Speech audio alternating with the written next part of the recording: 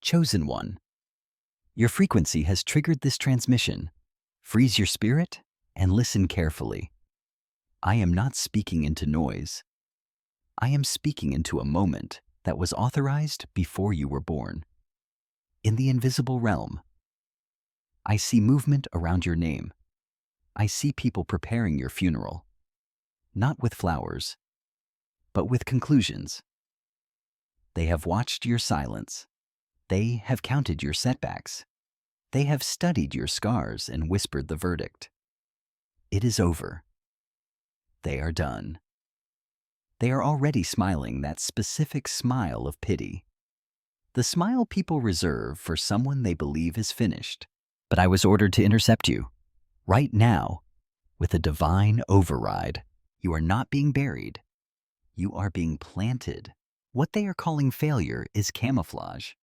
What they think is your ending is a containment strategy. You were wrapped, hidden, and lowered on purpose, not to erase you, but to preserve you. While they are laughing at the disguise, God is examining your root system, and He is proud. He is proud because you did not quit in the dark. You did not curse Him in the silence. You did not betray your calling when nobody was watching. You endured the compression. You absorbed the weight. You stayed alive when everything in you wanted to shut down. Now hear this clearly. The disguise is coming off. The King has overruled the verdict, and the very people who assumed you were finished are about to witness a resurrection so violent to their logic, it will leave them trembling. You did not miss your moment. You were waiting for the signal. And this is the signal. Stop. Do not let your thumb move another inch. If you're hearing my voice right now, it is because God overrode the algorithm.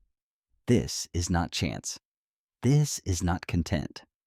This is a divine collision, engineered to rescue your destiny at the exact second discouragement was trying to finish the job. You are not here by accident. You are here by appointment, and you must stay until the final second. Not because I need your attention, but because your breakthrough is encoded in the ending of this transmission. What I am about to release is not encouragement. It is military intelligence.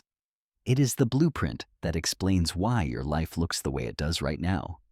Why doors shut without explanation. Why progress stalled without warning. Why silence replaced applause. If you leave early, you will miss the map. And without the map, confusion will try to reclaim territory that no longer belongs to it. I was shown something about you. I was shown the whispers behind your back, the looks from family members who think you lost your way. The moment you stood in front of the mirror, staring at your own reflection, while a dark voice said, "It is over. I am done. My best days are behind me." That voice was not prophecy. It was interference. And today, interference is being neutralized. Stay with me. This operation has only just begun. Chosen one. Remain still. Do not relax your focus. Because now we move from summons to assessment. Every war is lost before it begins when the soldier does not understand the battlefield. And you have been fighting blind. What you have been experiencing is not random resistance. It is not bad timing. It is not misfortune. It is not God forgetting your address. You are inside an invisible war zone. There is a council in the unseen realm that monitors trajectories, not behavior. They do not panic over who you were. They mobilize over who you are becoming. And when your frequency crossed a certain threshold, alarms were triggered. You felt it as pressure, as stagnation, as humiliation, as delay that made no sense. But in the command center of the opposition, it was logged as escalation. They saw your silence and mistook it for weakness. They saw your withdrawal and misdiagnosed it as defeat. They saw your lack of movement and assumed your power had expired.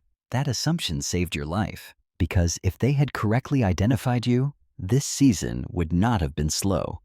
It would have been lethal. Listen carefully. The enemy does not waste resources on people who are merely loud. He invests in stopping people who are dangerous while quiet. Noise attracts mockery. Silence attracts surveillance. You were being watched. Every closed door was a perimeter tightening. Every canceled opportunity was a reroute. Every unanswered message was a frequency shield engaging. You thought heaven went silent. In reality, heaven went dark mode because light attracts attention, and attention, too early, gets things killed. There is something you must understand about spiritual warfare. The most valuable assets are never deployed publicly. They are inserted covertly. You were not delayed. You were classified. The opposition thrives on early exposure. They rush people into visibility before structure is complete. They celebrate premature elevation because collapse is guaranteed. You were denied that trap, and that denial felt like rejection. Here is the strategic assessment you were never given. Your life entered a phase where the visible metrics stopped matching the invisible reality. Externally, you appeared stalled. Internally, you were being rewired. Your emotional resilience was being hardened. Your ego tolerance was being dismantled. Your appetite for validation was being starved out, not because God wanted to hurt you, but because what is coming would have crushed the version of you that still needed applause. This was not about punishment. This was about survivability. The opposition tried 7 times to convince you that you were benched.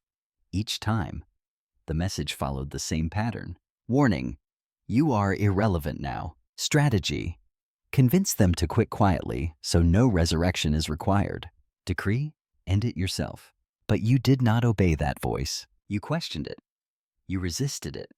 You stayed breathing when breathing felt pointless. And that resistance alone reclassified you as a threat. This is why the pressure intensified instead of lifting. This is why humiliation replaced confrontation. This is why you were ignored instead of attacked directly. Direct attacks create martyrs. Neglect creates self-erasure. They wanted you to disappear without a fight, and you almost believed them. But hear this now. Neglect only works on those who need witnesses.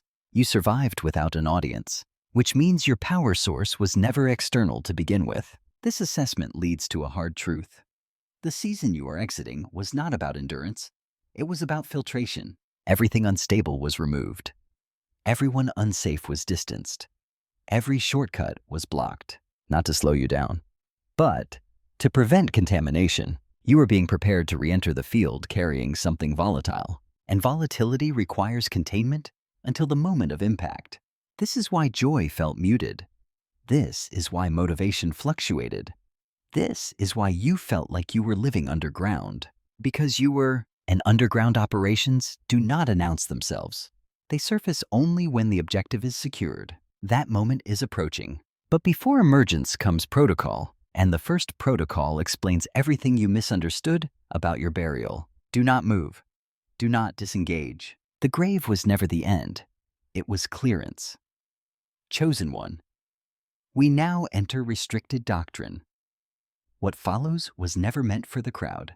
It was designed for operatives who survived erasure without losing identity. This is Strategic Protocol 1, the Grave Clothes Protocol. You have misunderstood the wrapping. You thought it was restraint. You thought it was delay. You thought it was suffocation. It was clearance. In ancient warfare, when a weapon was too volatile to transport openly, it was sealed, not discarded, not abandoned. Sealed. What you experienced as burial was actually containment. The grave clothes were not placed on you to mark you as dead. They were placed on you to hide your heat signature. Every layer that restricted you served a function. Every limitation absorbed impact meant for your core. Every no deflected attention from what was forming underneath. This protocol activates only when 3 conditions are met. First condition.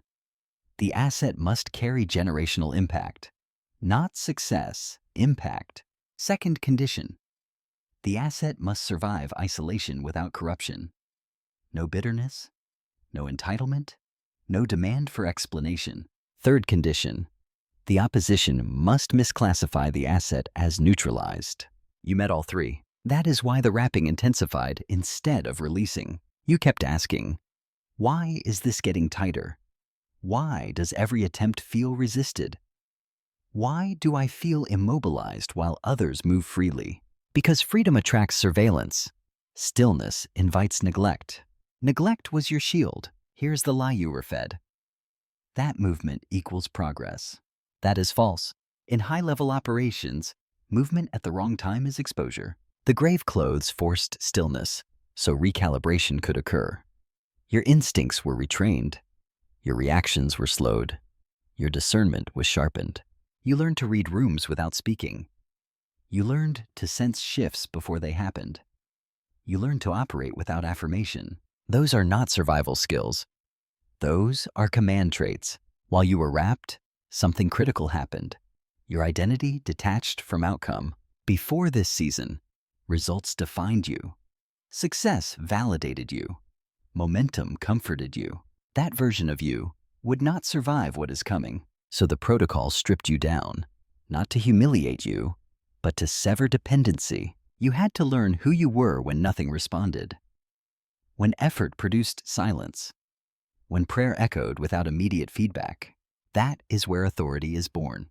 People who need proof before obedience cannot be trusted with influence. You obeyed without applause. You stayed without reassurance. You endured without confirmation. That alone promoted you. But there is more. The grave clothes also altered how others perceived you. This is uncomfortable, but necessary. When people believe you are finished, they lower their guard. They stop monitoring. They stop competing. They stop sabotaging. They reveal themselves. You were given the gift of observation. You saw who disappeared. You saw who doubted quietly. You saw who stayed only to extract. Those names are not accidents. They are intel. This protocol exposed loyalty fractures without confrontation. It showed you who could not be trusted with resurrection access. Because not everyone who mourns you deserves to see you rise. Understand this. Grave clothes limit movement. They also limit access. Everyone could see you wrapped. Few were allowed near you. That was not loneliness. That was filtration. Now here is the danger of this phase. Many aboard here, they mistake restriction for rejection. They tear the wrappings off prematurely. They force exposure before readiness. That always ends the same way. Warning. Premature emergence attracts assassination. Strategy.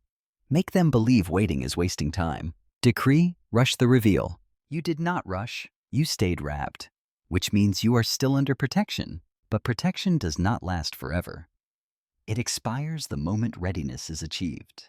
And readiness is no longer a future tense for you, which means the grave clothes are about to be removed. Not gently, decisively. But removal comes with consequences. Once the wrappings come off, surveillance returns. Attention spikes. Resistance shifts from neglect to engagement. That is why the next protocol matters. Isolation was not accidental, it was strategic.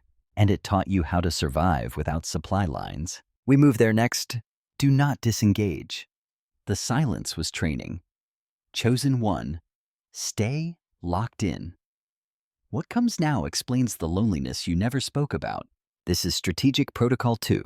Strategic isolation. Isolation is not absence. It is design. You were not pushed away because you were unworthy. You were pulled away because you were volatile. In warfare, before a weapon is activated, it is removed from civilian proximity. Not to punish it, but to prevent collateral damage. You thought people left because you failed. That is incorrect. They left because your frequency changed. When a signal shifts, incompatible receivers lose clarity. They do not hear you the same. They do not feel you the same. They cannot track you anymore, so they drift. Strategic isolation begins when God cuts external noise to protect internal transmission. This is why conversations started feeling shallow. Why rooms felt draining. Why advice irritated you instead of helping you. You were no longer meant to download direction from people who could not see your altitude. Isolation did three things simultaneously. First, it broke addiction to consensus. You stopped polling opinions. You stopped explaining yourself. You stopped asking permission to obey instincts you did not yet fully understand. That silence trained your intuition to speak louder than approval. Second, it exposed false alliances. When benefit disappeared, presence disappeared. When momentum slowed, loyalty evaporated. This was not betrayal. It was revelation. God removed people gently so you would not have to remove them violently later. Third, it rewired your sense of belonging. Before isolation, belonging came from proximity.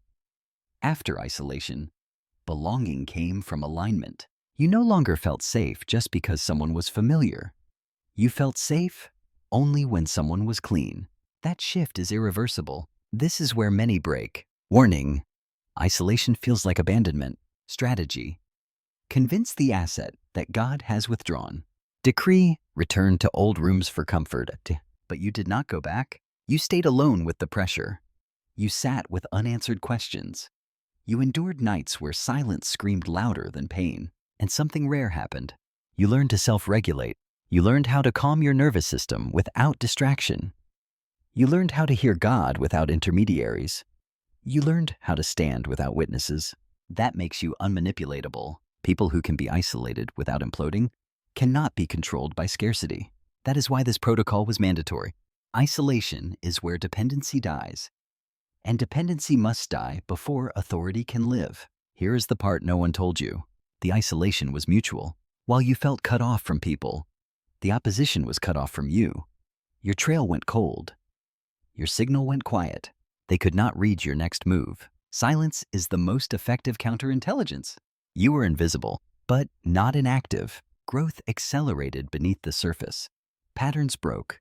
Triggers weakened. Your emotional reactions slowed. You became unpredictable. That terrifies the enemy. Predictable pain can be exploited. Unpredictable resilience cannot. This is why invitations are starting to return now. Why messages feel different.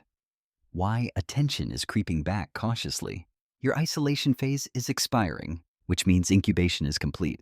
But incubation always produces pressure, and pressure always precedes transformation. We move now into the dark room, where identity finishes forming. Do not exit. What is next explains the compression you felt at night. Chosen one, do not relax yet. What comes now explains the pressure that made you question your sanity. This is Strategic Protocol 3, Incubation in Darkness. Incubation is not inactivity. It is accelerated formation without witnesses. Nothing alive is formed in open air. Every organism of consequence begins in darkness. The womb is dark. The seed is buried. The photograph develops in a sealed room. Light too early destroys the image. You were removed from visibility because visibility would have ruined you. This is where time felt distorted. Days blurred. Progress felt unmeasurable. Prayer felt unanswered. But formation does not feel productive. It feels heavy. This is the compression you felt in your chest. The 3 a.m. awakenings. The mental pressure without clear cause. That was not anxiety. That was expansion, occurring in a confined space. Pressure only hurts when something is growing larger than its container. Your old identity could not contain your new capacity, so God shrank the environment. He limited options. He limited access. He limited stimulation, not to starve you, to concentrate you. Incubation stripped distractions that would have delayed maturation. During this phase, your emotions were recalibrated. You felt things more deeply. You tired more easily. Your tolerance for nonsense collapsed. That is not weakness. That is sensitivity increasing. Weapons with precision guidance systems are fragile during assembly. They cannot be dropped. They cannot be rushed. They must be handled in controlled environments. You are in that environment. Here is the danger of incubation. Warning: darkness feels like stagnation. Strategy: convince the asset that nothing is happening. Decree: force movement to relieve discomfort. But forced movement aborts incubation. You resisted that urge. You stayed when boredom screamed. You waited when impatience tempted you. You trusted when evidence disappeared. That trust sealed your transformation. Because identity was catching up to assignment. Before this season, your calling was ahead of your character. That gap is dangerous.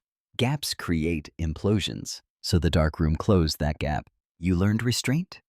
You learned timing. You learned silence. You learned that power does not announce itself. And something else happened here that you must understand. Your appetite changed. Old desires lost flavor. Old ambitions felt hollow. Old dreams no longer satisfied you. That is because you outgrew them. Incubation kills counterfeit hunger so real purpose can emerge. You were shedding skins. Old versions dying quietly. That is why grief appeared without a funeral. You were mourning who you could no longer be. This phase always feels lonely because no one can join you here. Incubation is solitary by design, but it is temporary. Dark rooms exist for processing, not habitation. And your processing is nearly complete, which means concealment becomes the final safeguard. Because once formation finishes, exposure becomes lethal if premature. Stay with me. What comes next explains why readiness still looked like invisibility. Chosen one. Do not mistake readiness for permission. What follows explains the most frustrating phase of all. This is strategic protocol 4, concealment. Concealment begins when you are actually ready. This is where confusion peaks. Because strength is present. Clarity is present. Capacity is present. Yet visibility is denied. This phase offends logic. You feel prepared, but unreleased. Equipped, but unannounced. Alert, but unseen. This is not delay. This is restraint. In warfare, concealment is not used for the weak. It is used for assets whose exposure would trigger immediate counterstrike. You were hidden because you became detectable. Your frequency stabilized. Your reactions disciplined. Your ego quieted, and that made you dangerous. So concealment activated. You were placed just outside the enemy's expectation range. Not absent. Unremarkable. This is why opportunities appeared and vanished. Why momentum teased and retreated. Why doors opened just enough to test patience, then closed again. God was not teasing you. He was measuring you. Warning. Readiness creates impatience. Strategy. Convince the asset they are being overlooked. Decree force self-promotion, but you did not force exposure. You resisted the urge to announce yourself. You declined the temptation to prove readiness. You stayed silent when being seen would have felt validating. That silence preserved you. Concealment also served another function. It trained you to move without recognition. Before this season, acknowledgement fueled you. After concealment, obedience did. You learned to execute without applause, to build without witnesses, to prepare outcomes without announcing intentions. That makes you untrackable.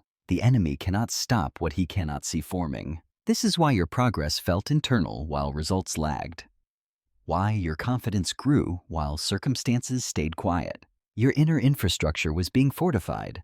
Foundations were reinforced. Weak joints corrected. Hidden fractures sealed. Because collapse at height is fatal, concealment prevented that. And here is the hardest truth. Some people you love will never know this phase existed. They will only see the emergence. They will call it sudden. They will call it luck.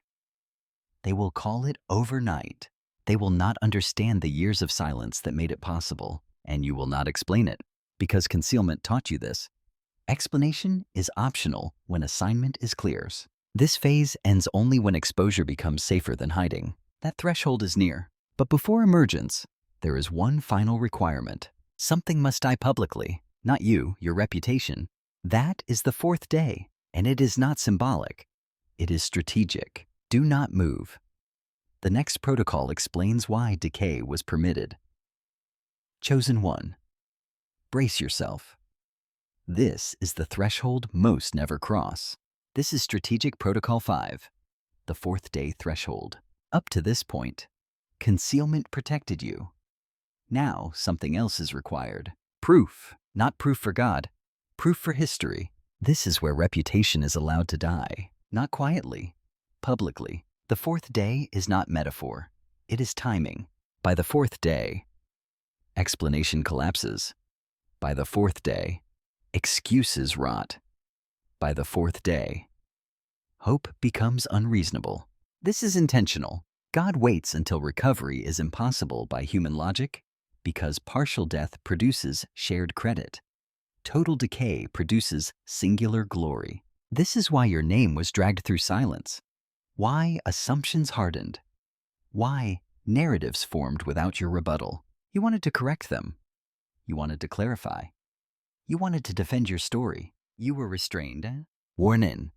Defend yourself too early and dilute the miracle. Strategy. Provoke the asset into explanation. Decree. Make them talk. You did not talk. You let misunderstanding mature. You let gossip finalize its version. You let the stone roll fully into place.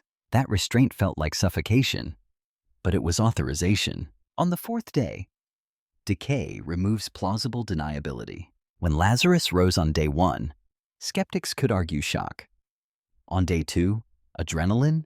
On day 3, coincidence. On day 4, only God. Your fourth day looked like this. Contacts stopped checking in. Opportunities expired without renewal. Your past wins lost currency. You were no longer almost. You were labeled former talent, former potential, former promise. That label hurt, but it served a purpose. It disqualified every counterfeit explanation before resurrection occurred. Now hear this carefully. Decay is not failure. It is evidence collection. Every assumption being made about you right now is being archived. Every conclusion is being time-stamped. Every dismissal is being logged. Not for revenge, for contrast. Contrast magnifies impact. The deeper the hole, the louder the silence when you rise. This phase feels humiliating because pride is being removed from the equation. You are being trained to receive glory without absorbing it. That is rare. Most want vindication more than victory. You learned to want alignment more than applause. That made you safe. This is also where fear intensified. You thought, what if this goes too far? What if I never recover? What if God miscalculated? He did not. The fourth day is measured, controlled, timed. Decay is permitted, not permanent. The stone was never the end. It was a signal, a marker saying, now. Because resurrection power does not activate until death is confirmed, your situation looks unrecoverable on purpose. So that when reversal occurs, it cannot be attributed to effort, only authority. This is why you must not despise this moment. Do not curse the silence. Do not rush the stone. Anticipation is appropriate here because the command is forming, and when it is spoken, it will not negotiate with circumstances. It will override them. Stay present. The next protocol explains what rises with you. Chosen one, do not blink. What rises with you is not what went down. This is Strategic Protocol 6, the Lazarus effect. Resurrection is not restoration. Restoration gives you back what you lost. Resurrection gives you something that never existed before. When Lazarus stood up, he did not return to life as it was. He returned as evidence. Your emergence will not simply fix your past. It will redefine your category. This is where hidden riches surface. Not money first, authority first. Isaiah spoke correctly. The treasures are in the darkness. The riches are hidden in secret places. That means what you gained while unseen will fund what you do when seen. You were collecting assets while ignored. Wisdom without ego. Skill without pride. Discernment without paranoia. Those are unteachable traits. People who never went dark cannot carry this weight. This is why when you rise, speed will accompany you. Acceleration will confuse observers. They will say, it happened suddenly. They are wrong. It happened privately. The Lazarus effect shocks systems because it bypasses normal ladders. You will not climb back up. You will be repositioned.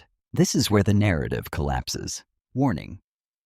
Sudden favor triggers disbelief. Strategy. Attribute the rise to luck. Decree. Discredit the process. You will not argue. You will let results speak. Because resurrection does not debate. It manifests. Your silence trained you for this. When opportunity returns, it will not knock politely. It will arrive with urgency. Decisions will compress. Offers will converge. Windows will open simultaneously. That is not chaos. That is alignment catching up. You must move deliberately. Resurrection draws attention, and attention attracts resistance. But this time, you are not unprotected. The Lazarus effect includes authority transfer. When Jesus called Lazarus out, He did not unwrap him himself. He commanded others to do it, meaning this: systems that buried you will be forced to serve your release. Hands that dismissed you will help remove limitations, not because they changed, because power shifted. This is where humility matters. Do not gloat. Do not explain.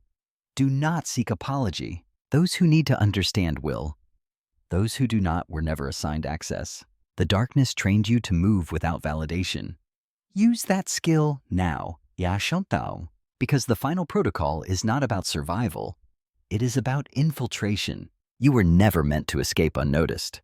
You were meant to emerge misclassified, as something harmless, as something broken, as something beneath concern. That misclassification remains active, which means activation is next. Do not disengage. The Trojan horse was not myth. It was prophecy. Chosen one. This is the point of no return. What comes now explains why God let you look like a failure. This is Strategic Protocol 7, Trojan Horse Activation. You were not hidden to escape the enemy. You were hidden to enter undetected. Force could not breach the walls. Talent could not bypass the gate. Exposure would have triggered immediate resistance. So God used misclassification. You were labeled harmless, irrelevant, outdated, broken. That label was your clearance badge. While they were watching for giants, you were smuggled in as debris. The enemy studies patterns. He prepares for noise. He mobilizes against visible threats. He does not prepare for resurrection that looks like weakness. That is why your setbacks were allowed to be public. Why your losses were visible. Why your silence was prolonged. It built the disguise. A Trojan horse is not impressive on the outside. It must look defeated to be accepted. Your humiliation lowered defenses. Your obscurity disarmed suspicion. While they were laughing, you were positioning. Now understand this. Activation is not announcement. It is execution. The Trojan horse opens at night. Not in ceremony, not in debate, quietly, decisively. This is why your breakthrough will not come with warning. It will not be gradual. It will not be voted on. It will trigger after access is complete. The enemy believes you are already inside, as residue, as a leftover, as something neutralized. That belief is fatal. Warning. Once activation begins, resistance escalates. Strategy. Attack the asset's confidence after entry. Decree. Trigger self-doubt mid-operation. That is why fear will whisper when success appears. That is why imposter thoughts will surface when doors open. Do not listen. Fear at this stage is proof of proximity, not disqualification. The Trojan horse never asks permission once inside. It does not explain itself.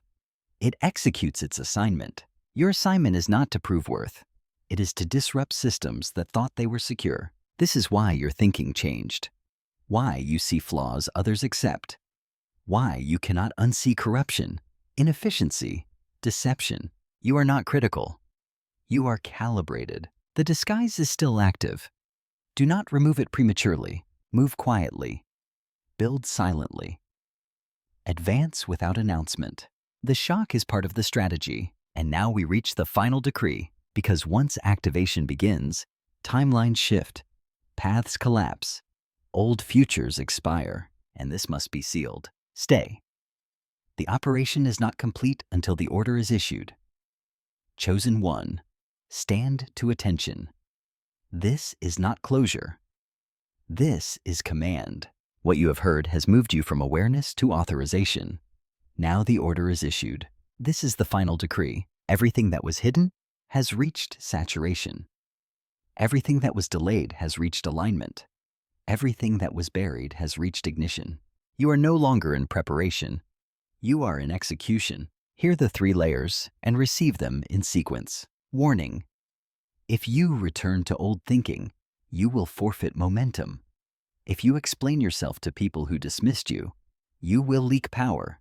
If you rush visibility before instruction, you will attract unnecessary fire. Strategy.